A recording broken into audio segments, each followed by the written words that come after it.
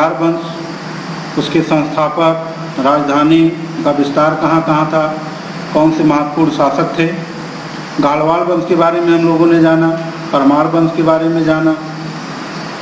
जैसे गुर्जर प्रतिहारों की बात करें, उसका संस्थापक नागभट्ट प्रथम हुआ करता था। उनकी राजधानी उज्जैन या कन्नौज थी। उनका विस्तार जो था गुजरात के दक्षिण पश्चिम और राजस्थान क्षेत्र में था। नागभट्ट प्रथम के समय सर्वप्रथम अरबों ने इनके ऊपर आक्रमण किया था। इसकी जानकारी हम लोगों को ग्वालियर अभिलेख से मिलती है। उन अरबों के आक्रमण को नागभट्ट प्रथम ने विफल कर दिया था। वत्सराज के समय में त्रिपक्षीय संघर्ष शुरू हुआ था, जिसकी चर्चा हम लोगों ने की थी। त्रिपक्षीय संघर्ष जो था उत्तर भारत की राजनीति का बहुत महत्वपूर्ण दौर माना जाता है। कन्नौज के आयुध वंश से संबंधित वह त्रिपक्षीय संघर्ष था, जिसमें दक्षिण भारत से आकर के राष्ट्रकूटों ने लगातार उत्तर भारत के विभिन्न मजबूत राजाओं को पराजित किया और लगभग 1.5 से 2 वर्षों तक उत्तर भारत की राजनीति में दखलंदाजी कर अपना प्रभाव बनाए रखा। नागभट्ट द्वितीय के बारे में हम लोगों ने जाना कि उसने अपनी राजधानी उज्जैन से कन्नौज स्थानांतरित की। इसके अलावा इस वंश का एक और प्रमुख शासक हुआ करता था मीर भोज, जिसने आदि वराह की उपाधि धारण की थी। और प्रतिहार वंश का अंतिम शासक यशपाल था। उसके बाद कन्नौज में गाढ़वाल वंश का शासन होता है, जिसको राठौर वंश के नाम से भी जाना जाता है। वहां के जो सबसे प्रमुख शासक हुआ करते थे वो थे जयचंद, जिनको मोहम्मद गोरी ने 1194 के चंदावर के युद्ध में पराजित कर दिया था। उसके बाद परमार वंश हम लोगों ने देखा था, भोज परमार के बारे में। परमार वंश में भोज परमार वैसे फेमस है, जिनकी राजधानी धारा नगरी हुआ करती थी और संस्थापक इसके उपेंद्र राज या सिंहराज थे। 2 महत्वपूर्ण ग्रंथ लिखे थे भोज परमार ने, आयुर्वेद सर्वस्व और सम्रांगण सूत्रधार। इन्हें कविराज भी कहा गया है। इसके अलावा भी इसने चिकित्सा, गणित, विज्ञान, व्याकरण आज विभिन्न क्षेत्रों से संबंधित कई ग्रंथों की रचना की। धारा नगरी में इसने एक संस्कृत विद्यालय और सरस्वती मंदिर का निर्माण करवाया था। उसके अलावा भोजपुर नामक एक नगर की स्थापना भी इसने की थी। इसी के क्रम में आगे हम लोगों को पढ़ना है 2-3 और प्रमुख राजपूत वंश हैं, जिनसे संबंधित महत्वपूर्ण क्वेश्चन बनते हैं, जो परीक्षाओं में पूछे जाते हैं। उसमें आगे हम लोग देखेंगे चालुक्य वंश या सोलंकी वंश। इसमें सबसे पहले हम लोगों को ध्यान में रखना है चालुक्य वंश या सोलंकी वंश का संस्थापक कौन था। ये मूलराज प्रथम था। मूलराज प्रथम जो था वो चालुक्य वंश का संस्थापक था और राजधानी की अगर बात की जाए तो अहिलवाड़। कहने का मतलब चालुक्यों के संस्थापक तो मूलराज प्रथम, और राजधानी की बात अगर हम लोग करें तो उनकी राजधानी जो थी अहिलवाड़ थी। उसी के आगे क्रम में जैसे यहाँ पर भीम फर्स्ट है, उसी भीम प्रथम के समय में महमूद गजनवी का सोमनाथ पर आक्रमण हुआ था। महमूद गजनवी को आगे के इकाई में हम लोग पढ़ेंगे। महमूद गजनवी ने भारत पर 17 बार आक्रमण किए थे। उसमें जो सोमनाथ मंदिर पर किया गया आक्रमण उसका सबसे प्रसिद्ध आक्रमण था। कहा जाता है कि 1025 ईस्वी में इसने सोमनाथ मंदिर को लूटा था। इसको आगे हम लोग पढ़ेंगे। तो ये इसी चालुक्य वंश के शासक हुआ करते थे भीम प्रथम। अब इसको हम लोगों को ध्यान में रखना है, यहाँ से क्वेश्चन बनते हैं जो परीक्षाओं में पूछे जाने की संभावना है जिनकी। उसी भीम प्रथम के समय महमूद गजनवी ने सोमनाथ मंदिर पर आक्रमण किया था और सोमनाथ मंदिर को उसने लूट लिया था। फिर आगे है जयसिंह सिद्धराज, इसी चालुक्य वंश के दूसरे शासक थे, जिनके दरबार में जैन आचार्य हेमचंद्र रहा करते थे। इसको हमको ध्यान में रखना है। जैन धर्म के आचार्य हुआ करते थे हेमचंद्र। वो किसके दरबार में रहते थे? जयसिंह सिद्धराज के दरबार में रहते थे, जो चालुक्य वंश से संबंधित थे। अब इसी क्रम में आगे हम लोग देखते हैं 1178 ईस्वी में जब भीम द्वितीय का समय था, तब उस समय मोहम्मद गोरी का भारत पर आक्रमण होता है। अब महमूद गजनवी और मोहम्मद गोरी को थोड़ा सा यहाँ पर हम लोग समझें। महमूद गजनवी जो था वो एक लुटेरा था। 11वीं शताब्दी के शुरुआत में वो भारत पर आक्रमण करता है, 17 बार आक्रमण करता है। उसका उद्देश्य भारत पर कहीं पर भी साम्राज्य स्थापित करना नहीं था, बल्कि भारत की जो अपार धन संपदा थी उसी संपदा को लूट कर अपने यहाँ गजनी वापस ले जाना था। लेकिन उसी में मोहम्मद गोरी को हम जब देखते हैं, ये 12वीं शताब्दी के उत्तरार्ध में आता है, तो मोहम्मद गोरी का जो भारत में आक्रमण का उद्देश्य था वो था राजनीतिक उद्देश्य। कहने का मतलब या भारत में राज्य स्थापित करना चाहता था या भारत में सत्ता प्राप्त करना चाहता था। ये महमूद गजनबी और मोहम्मद गोरी में डिफरेंस है। तो भीम प्रथम के समय में सोमनाथ पर जब आक्रमण किया गया महमूद गजनबी के द्वारा, तो भीम प्रथम था चालुक्य वंश का। अब क्वेश्चन यहाँ से बनते हैं, उसी हिसाब से क्वेश्चन पूछे भी जाते हैं, इसको हम लोगों को विशेष तौर पर ध्यान रखना है। 1178 में जब भीम द्वितीय चालुक्य वंश का ये शासक यहाँ शासन कर रहा था, तो मोहम्मद गोरी ने उसके ऊपर आक्रमण किया था और भीम द्वितीय ने मोहम्मद गोरी को पराजित कर दिया था। अब यहाँ भीम प्रथम और भीम द्वितीय को ध्यान रखना। भीम प्रथम के समय महमूद गजनबी ने आक्रमण किया था और 1178 में भीम द्वितीय यानी पावर डबल हो गई, या भीम द्वितीय के समय में मोहम्मद गोरी ने इनके ऊपर आक्रमण किया। अब आगे इसी क्रम में देखते हैं। अब भीम प्रथम के सामंत एक थे विमल शाह। कहा जाता है विमल शाह को जब पुत्र रत्न की प्राप्ति हुई, इनके पुत्र हुआ था, उसी उपलक्ष्य में ये चले गए कहां पर, माउंट आबू राजस्थान में पड़ता है। वहां पर दिलवाड़ा के जैन मंदिरों का इन्होंने निर्माण करवाया। बहुत महत्वपूर्ण क्वेश्चन है, बहुत सारी परीक्षाओं में पूछा गया इंपॉर्टेंट क्वेश्चन कि भीम प्रथम के सामंत या मंत्री हुआ करते थे विमल शाह, उन्होंने राजस्थान के माउंट आबू पर दिलवाड़ा के जैन मंदिरों का निर्माण करवाया। इसको हमें ध्यान रखना है। दिलवाड़ा के जैन मंदिरों का निर्माण किसने करवाया, तो भीम प्रथम के सामंत हुआ करते थे विमल शाह, उन्होंने ही राजस्थान के माउंट आबू पर दिलवाड़ा के जैन मंदिरों का निर्माण करवाया था। एक क्वेश्चन फिर आगे है, मोढेरा का सूर्य मंदिर। ये जो मोढेरा का सूर्य मंदिर है, इसका निर्माण भी सोलंकी राजाओं के शासनकाल में ही हुआ। यहाँ पर भी क्वेश्चन बनते हैं, इसको हमें ध्यान में रखना है कि मोढेरा के सूर्य मंदिर का निर्माण भी सोलंकी राजाओं के शासनकाल में ही हुआ था। अब इसमें मुख्य मुख्य क्वेश्चन को हम लोग पुनः देख लेते हैं। जैसे चालुक्य वंश देखें, संस्थापक मूलराज प्रथम, राजधानी अहिलवाड़। भीम प्रथम के समय में महमूद गजनबी का आक्रमण हुआ था, जब उसने सोमनाथ मंदिर को 1025 ईस्वी में लूटा था। जैसी सिद्धराज के दरबार में जैन आचार्य हेमचंद्र रहते थे। 1178 में जब भीम द्वितीय यहाँ पर शासन कर रहा था, उस समय मोहम्मद गोरी ने इसके ऊपर आक्रमण किया और कहा जाता है भीम द्वितीय ने मोहम्मद गोरी को पराजित कर दिया था। अब भीम प्रथम के सामंत हुआ करते थे विमल शाह, उनको जब पुत्र रत्न की प्राप्ति हुई तो उन्होंने राजस्थान के माउंट आबू में दिलवाड़ा के जैन मंदिरों का निर्माण करवाया। यहाँ से भी क्वेश्चन बनते हैं। फिर है मोढेरा के सूर्य मंदिर का निर्माण भी सोलंकी राजाओं के शासनकाल में हुआ था। ये तो इतनी प्रमुख बातें हो गई चालुक्य वंश से संबंधित। आगे हम लोग देखेंगे चौहान वंश से संबंधित क्या महत्वपूर्ण बातें हैं। सबसे पहले संस्थापक हमें ध्यान रखना है, वासुदेव या फिर कहीं कहीं चौहान मिलता है कि चौहान वंश का संस्थापक कौन था, वो वासुदेव था। अब इधर के क्रम में जितने भी वंशों को हम लोग पढ़ रहे हैं, ये सब उसी अग्निकुंड से उत्पत्ति के साक्ष्य वाले हैं, जिसमें प्रतिहार, परमार, चालुक्य और चौहान हम लोगों ने पढ़ा था। ये वही सब वंश हैं जिनकी उत्पत्ति के सिद्धांत हमको चंद्रवरदाई के पृथ्वीराज रासों से प्राप्त होते हैं। उसी में से महत्वपूर्ण वंश चौहान वंश भी था।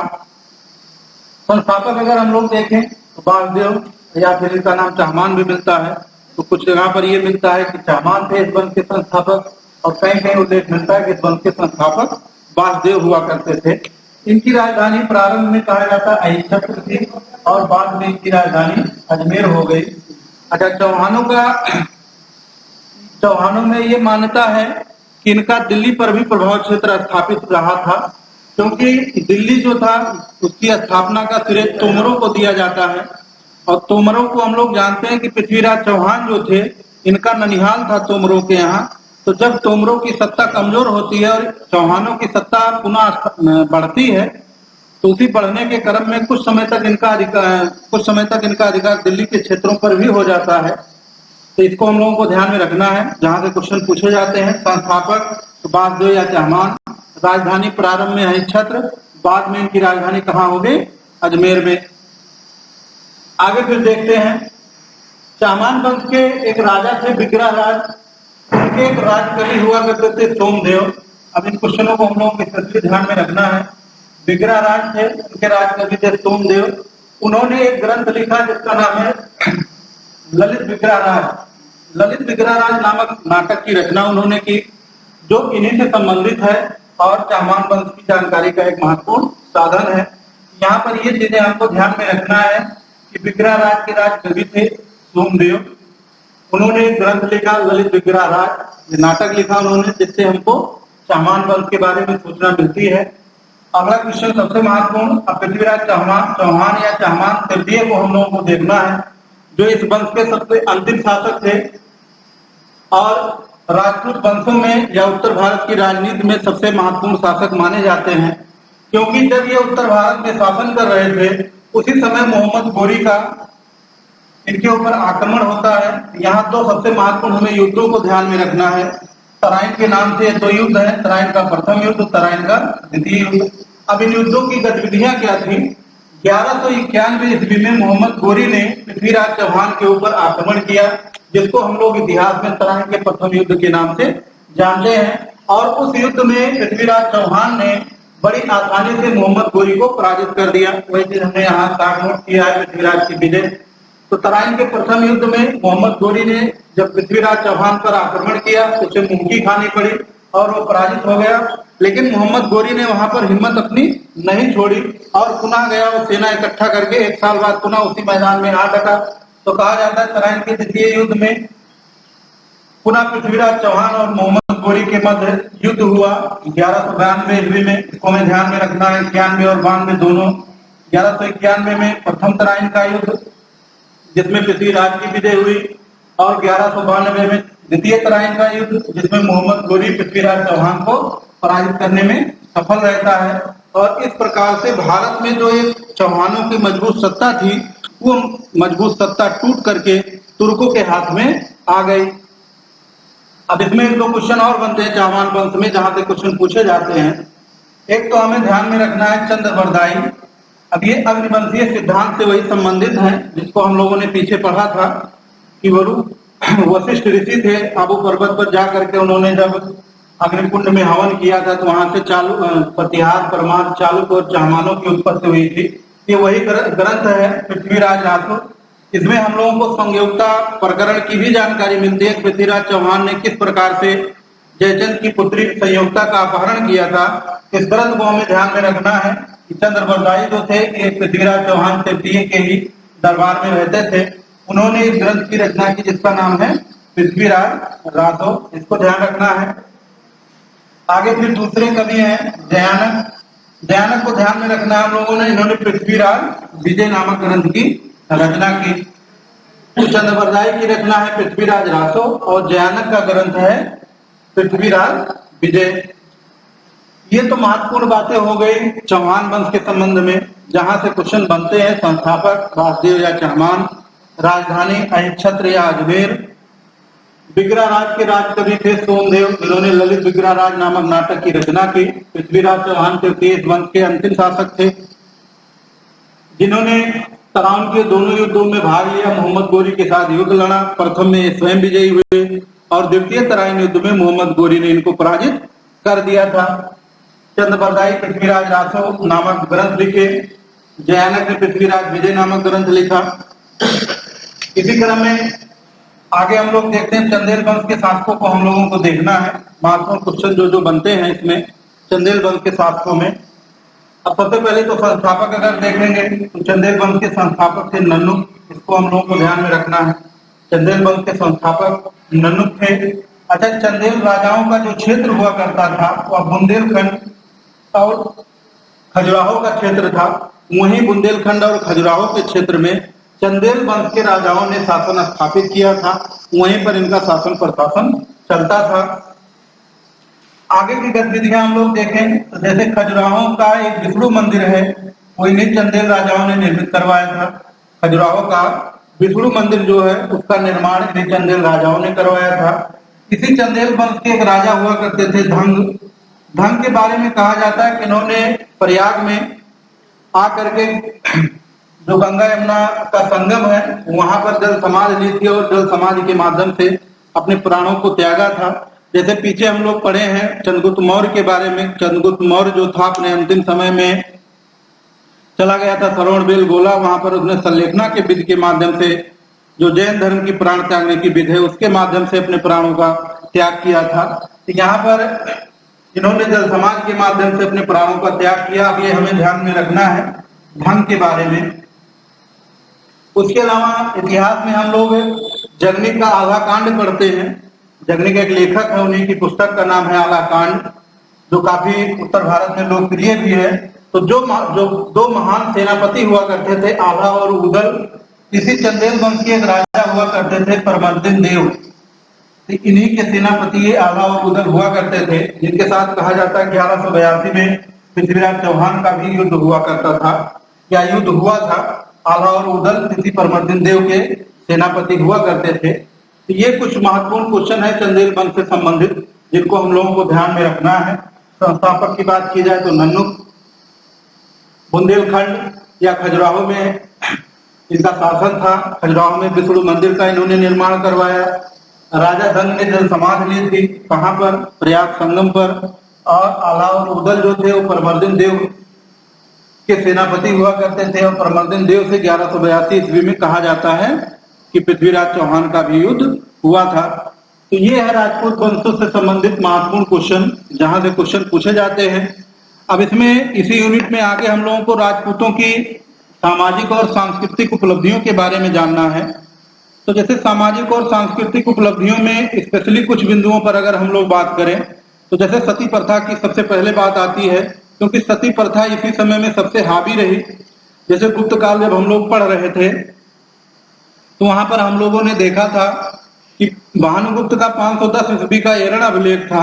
उसी एरण अभिलेख से सर्वप्रथम सती प्रथा का प्रमाण हम लोगों को अभिलेखीय साक्ष्य के रूप में प्राप्त होता है।